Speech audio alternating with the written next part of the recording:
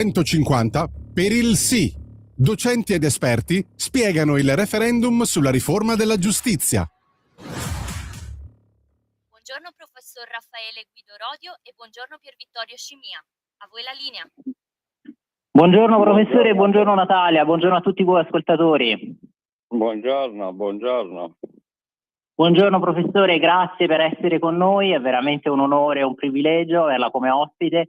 Allora per oggi, lunedì 9 marzo, questa ottava puntata del nuovo programma di Radio Libertà dal titolo Lettera 150 per il sì. Vi ricordo che il programma sarà in onda ogni lunedì e mercoledì dalle 15:30 alle 16, verrà appunto intervistato un esponente del comitato di Lettera 150 per il sì. Potete seguirci sempre dal canale DAB della radio, oltre che dal sito, no, della nostra emittente. E allora professore, veramente grazie. Lei, ricordiamo che è professore ordinario di diritto costituzionale presso il Dipartimento di Giurisprudenza dell'Università degli Studi di Bari, è coordinatore di diversi master in materia di diritto all'informazione anche e soprattutto nei confronti della pubblica amministrazione, è stato anche membro della Commissione governativa di controllo sugli atti della Regione Puglia e poi autore di numerosissime pubblicazioni scientifiche riguardo proprio le tematiche del diritto di difesa e della libertà di informazione, e inoltre appunto è componente di questo comitato per il sì di Lettera 150. Ovviamente il suo è un curriculum ricchissimo, densissimo, quindi sintetizziamolo così, ed è veramente una sintesi della sintesi, e potremmo continuare, proseguire. Noi la ringraziamo per aver accettato questo nostro invito, e iniziamo subito con un inquadramento storico-costituzionale della riforma. Lei, professore, è uno dei massimi studiosi italiani di diritto costituzionale, e quindi per aiutare i cittadini a comprendere meglio il significato di questa riforma che è oggetto di referendum, potrebbe proprio offrirci questo inquadramento storico, sistematico, in particolare quali sono le radici costituzionali dell'attuale assetto della magistratura e quali sono i cambiamenti che insomma si reputano indispensabili proprio per anche interpretare correttamente la portata di queste modifiche che verrebbero poi tramutate in legge costituzionale in caso di approvazione del referendum. Grazie a voi anzitutto per l'invito e per questa opportunità di fornire agli ascoltatori qualche elemento in più. E gli elementi storici sono importanti perché molto spesso vengono sottovalutati nella appunto valutazione in ordine alle scelte da fare in sede di referendum. Io sintetizzerei in questo modo la storia costituzionale della magistratura, cioè dopo l'unità d'Italia le carriere dei magistrati erano carriere separate e rimangono separate, cioè la magistratura requirente, quella che muove l'accusa, e la magistratura giudicante, quella che decide, rimangono separate fino al periodo del fascismo. E durante il fascismo, con la riforma Grandi del 1941 e con il codice Rocco del 1930, che le magistrature improvvisamente vengono riunite. Perché vengono riunite? Perché si vuole che siano assoggettate al sistema fascista. In particolare il pubblico ministero in quel periodo storico era nient'altro che un funzionario del governo. E nel momento in cui si arriva, e siamo già nel 1946-47, agli atti dell'Assemblea Costituente, in sede di Assemblea Costituente che doveva scrivere il testo della nuova Costituzione, naturalmente gli elementi da valutare erano tanti, e cioè manteniamo le due magistrature requirente e giudicante insieme, accorpate? Come possiamo fare per assicurare l'indipendenza della magistratura che durante il periodo fascista era stata totalmente conculcata? Qualcuno forse ricorderà, per esempio, che durante il periodo fascista si potevano anche istituire giudici speciali. Ricordate il Tribunale di Verona, quello che condannò i componenti del Gran Consiglio del Fascismo, li condannò a morte, incluso Galeazzo Ciano, che era il genero del Duce, e li condannò grazie appunto al fatto di essere un tribunale speciale che poteva disporre come voleva. In sede di assemblea costituente, davanti a tutta questa serie di problemi, lasciare accorpata la magistratura, come renderla indipendente, eccetera, si dette particolare attenzione proprio al problema della evitare possibili pressioni politiche sulla magistratura. Ci sono dei passaggi degli atti dell'Assemblea Costituente che sono bellissimi. Se potessi ve ne leggerei pagine intere, ma mi limiterò a un paio di righe, non di più. Per esempio, quello che si mise particolarmente in evidenza fu il fatto che occorre mettere il giudice al riparo dalle pressioni e dalle interferenze dei partiti. Questa deve essere, dicevano i costituenti, una delle nostre preoccupazioni maggiori. E in particolare, in una delle sedute dell'Assemblea Costituente, quello che poi diventerà il Presidente della Repubblica, Giovanni Leone, disse chiaramente che lo scopo da raggiungere è quello di sganciare il potere giudiziario dagli altri poteri dello Stato, per evitare qualsiasi ingerenza. Ebbene, come si voleva evitare, come si pensò di evitare questa ingerenza della politica sulla magistratura?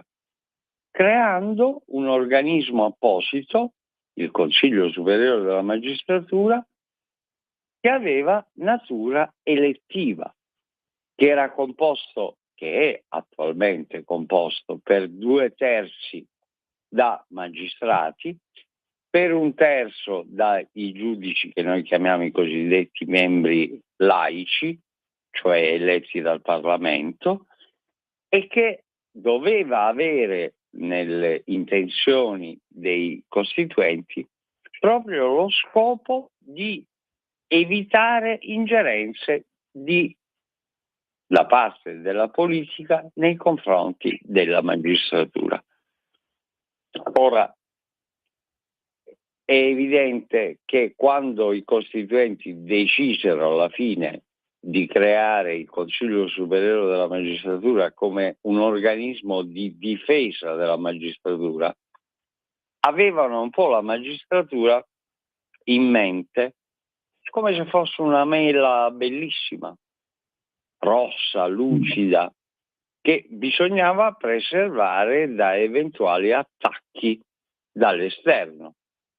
Purtroppo all'epoca, siamo nel 1947, i costituenti non potevano immaginare quello che sarebbe successo dopo, e cioè che la politica sarebbe entrata all'interno di quella mela, ma non dall'esterno, da parte dei partiti politici o del Parlamento, bensì dall'interno stesso, attraverso la creazione di quelle che noi oggi chiamiamo le correnti in magistratura.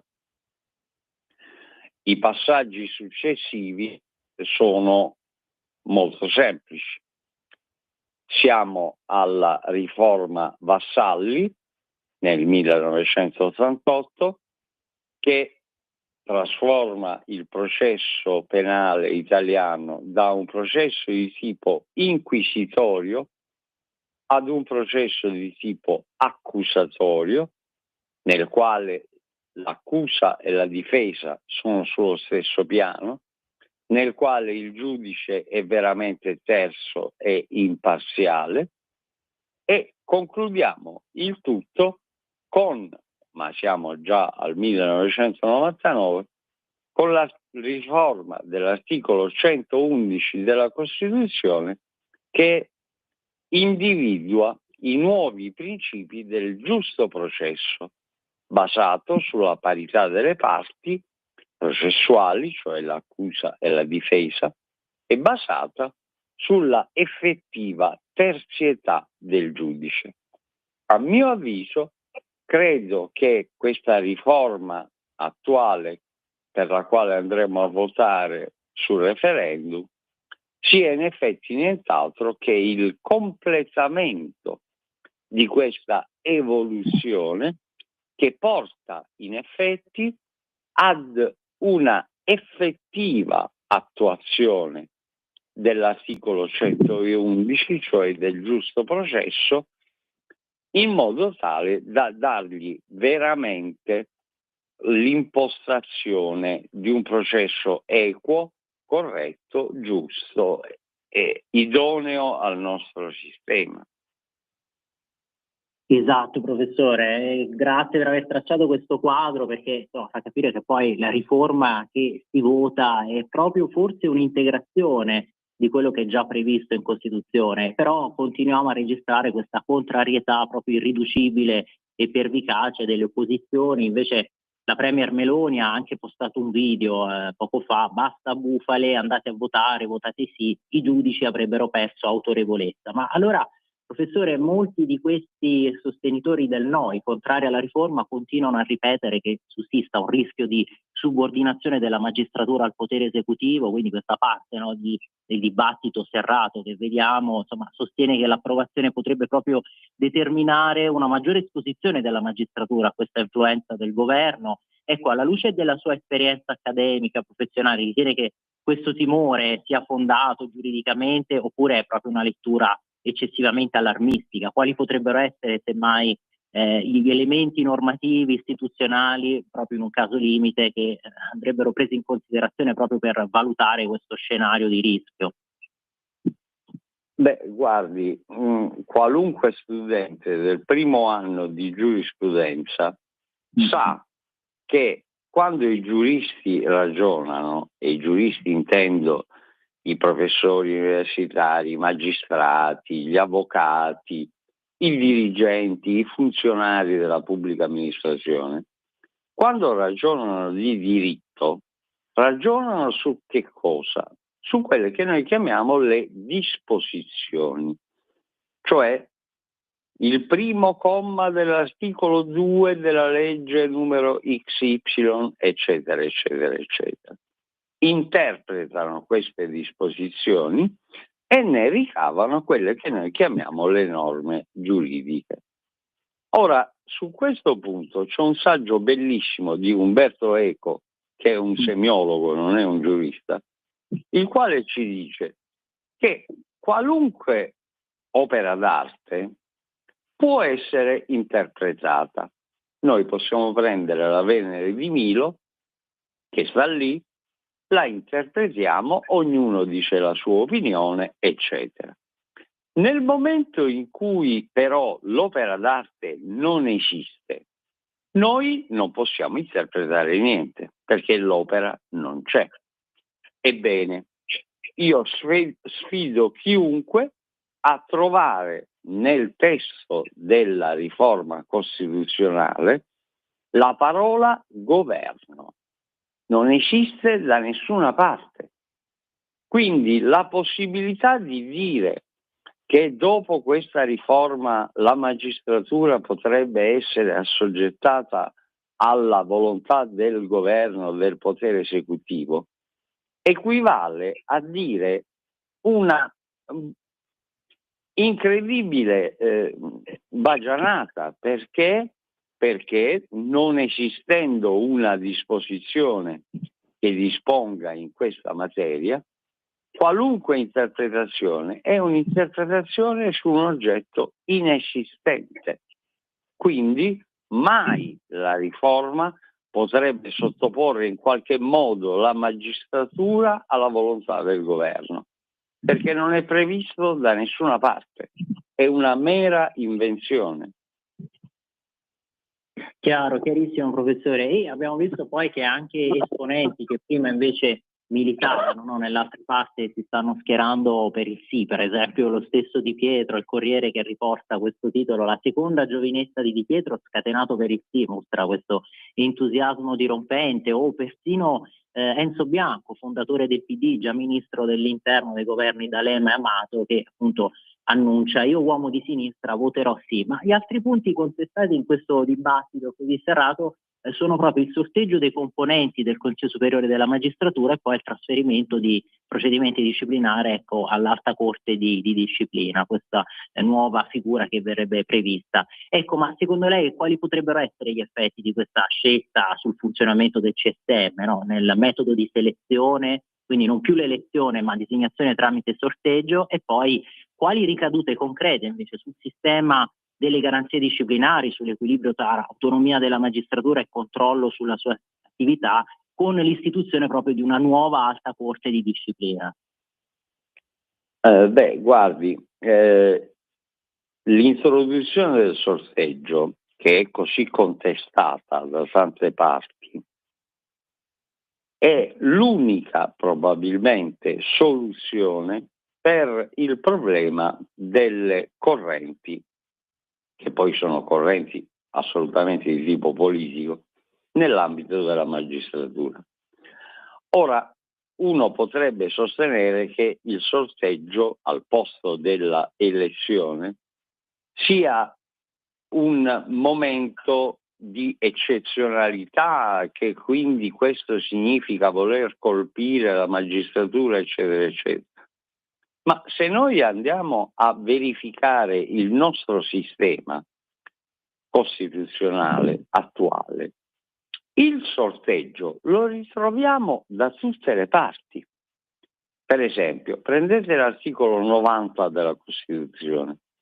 Quando la Corte Costituzionale giudica sui reati del Presidente della Repubblica, i reati di alto tradimento e attentato alla Costituzione, noi sappiamo che questo giudizio è affidato alla Corte Costituzionale, ma guarda caso, da 80 anni a questa parte, la Corte in quei giudizi viene integrata.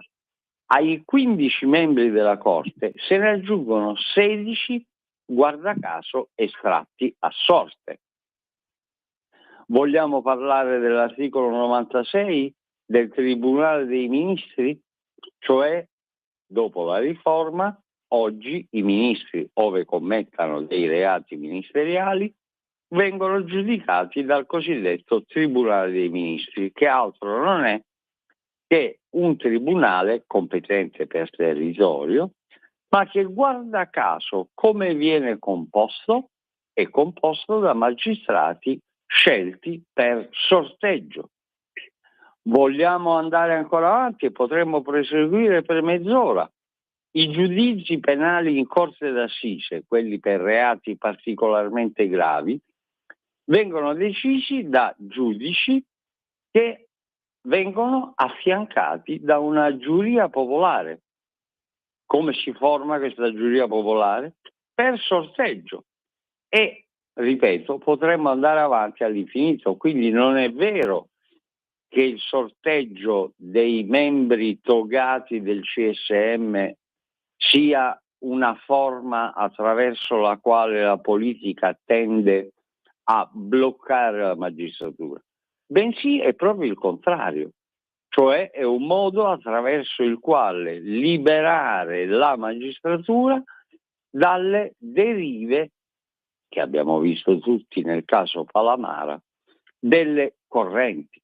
Tenga conto, per esempio, se volessimo aggiungere un ulteriore esempio, che nell'ambito universitario tutte le commissioni di concorso sono commissioni formate mediante estrazione a sorte.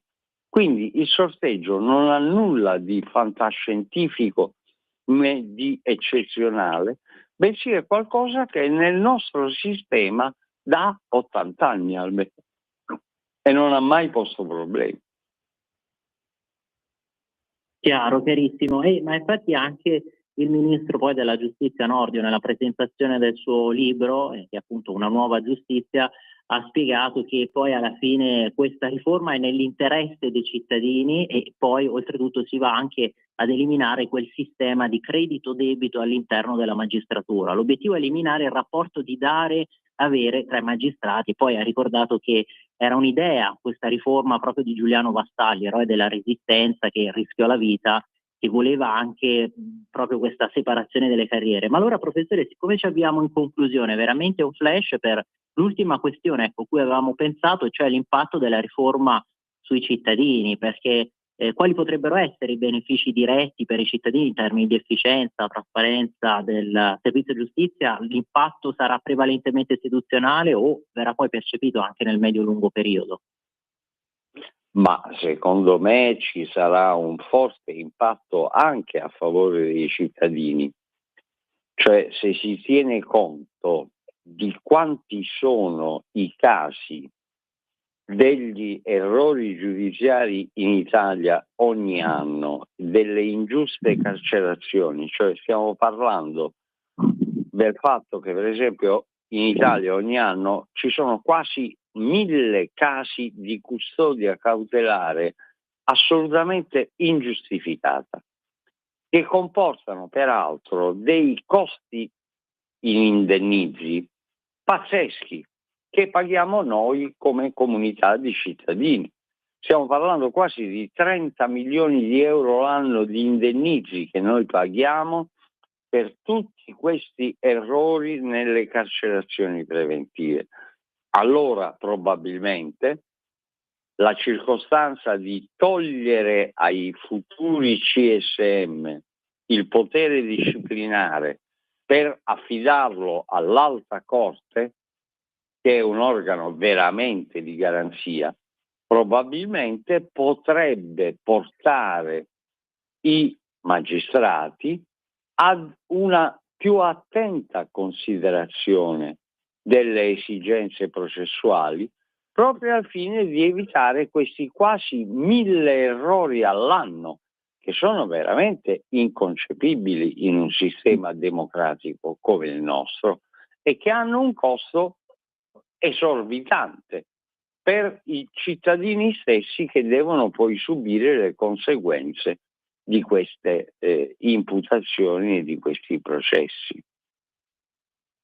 Chiaro, chiarissimo professore, veramente la ringraziamo tanto, ecco, per queste analisi così profonde, perché insomma il tema della giustizia poi è centrale proprio per il funzionamento di tutto il nostro sistema democratico, e il suo contributo insomma ci ha aiutato a restituire complessità e rigore a un dibattito che invece spesso viene semplificato e insomma soprattutto da parte delle opposizioni un po' per un no ideologico pretestuoso. Allora grazie, perché siamo sicuri che questa nostra conversazione con lei offrirà sicuramente poi agli ascoltatori degli strumenti utili per un voto consapevole e informato, e speriamo di riaverla presto. Grazie a voi e a tutti gli ascoltatori. Buona serata. Grazie. Arrivederci. Grazie professore, anche a lei. Buona serata, buona continuazione a tutti voi che ci avete ascoltato, e allora veramente buon proseguo qui su Radio Libertà. Grazie a te Natalia, sempre per essere con noi, sempre sul pezzo. Grazie ancora. Avete ascoltato Lettera